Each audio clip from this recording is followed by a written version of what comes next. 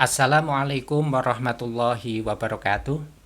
Selamat pagi adik-adik semua. Bagaimana kabarnya hari ini? Semoga dalam keadaan baik dan selalu dalam perlindungan Allah Subhanahu wa taala. Sebelumnya perkenalkan terlebih dahulu, nama saya Bapak Sulistyo Wibowo yang merupakan mahasiswa pendidikan profesi guru di LPTK IAIN Curug. Nah, pada video kali ini Bapak akan menyampaikan materi kelas 6 tentang makna dan ketentuan istighfar, yang mana dalam video ini nanti ada beberapa poin yang akan kita pelajari. Yang pertama, tentang pengertian istighfar, yang kedua, luasnya ampunan Allah, dan yang ketiga, hikmah istighfar. Oke, langsung saja kita memasuki materi. Nah, pertama, pengertian istighfar. Adik-adik sudah tahu belum bagaimana bunyi kalimah thayyibah istighfar? Nah, lafal istighfar berbunyi Astaghfirullahaladzim, yang artinya aku mohon ampun kepada Allah yang Maha Agung. Nah, berarti istighfar adalah tindakan meminta maaf atau memohon ampun kepada Allah Subhanahu wa taala. Itu pengertian istighfar. Kemudian poin yang kedua.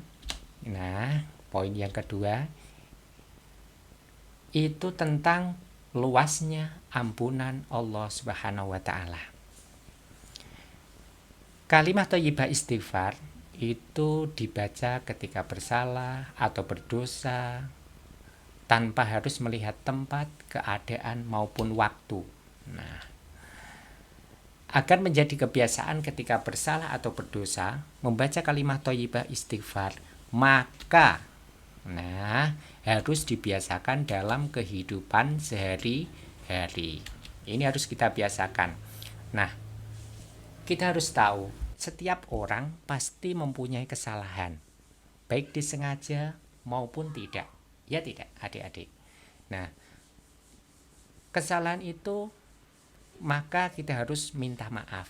Kemudian bagaimana cara meminta maaf ketika kita bersalah atau berdosa? Pertama, ketika kita bersalah atau berdosa kepada Allah, apa yang harus kita lakukan? Nah, jika kesalahannya kepada Allah Subhanahu wa taala, hendaknya memperbanyak membaca istighfar dan berjanji tidak akan mengulanginya dan segera berbuat kebaikan, karena kebaikan akan menghapus keburukan. Nah, kedua, jika kesalahannya kepada sesama manusia, hendaknya selain membaca istighfar, kita harus bertemu dan meminta maaf secara langsung kepada orang yang bersangkutan dan mengembalikan hak-haknya.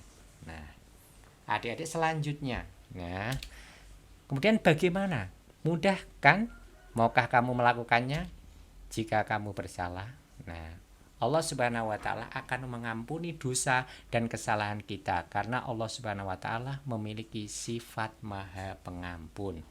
Nah, adik-adik kalau sudah mengetahui itu, kemudian kita memasuki hikmah beristighfar.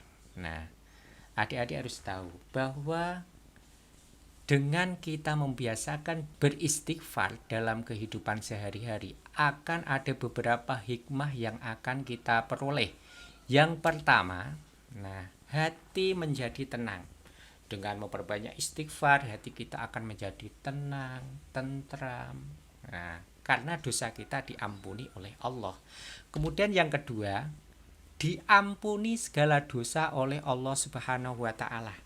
Jika kita mempunyai dosa, kita beristighfar dan berjanji tidak mengulanginya, insya Allah Allah akan mengampuni dosa-dosa kita.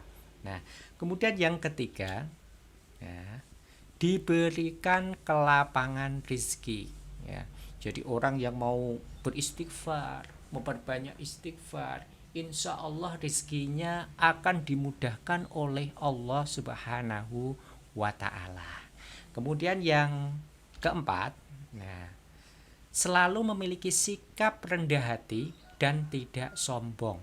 Nah, jadi ketika kita memperbanyak istighfar akan melatih diri kita agar menjadi rendah hati dan tidak sombong. Karena sikap rendah hati merupakan sikap menyadari keterbatasan kemampuan diri. Oke, adik-adik sudah paham? Dengan demikian, marilah kita senantiasa memperbanyak, membiasakan diri membaca istighfar dimanapun kita berada, kapanpun waktunya, sekemampuan kita, dengan harapan semoga kita senantiasa menjadi orang yang solih dan mendapat ampunan dari Allah Subhanahu wa Ta'ala. Nah, demikian video kali ini, semoga bermanfaat. Wassalamualaikum warahmatullahi wabarakatuh.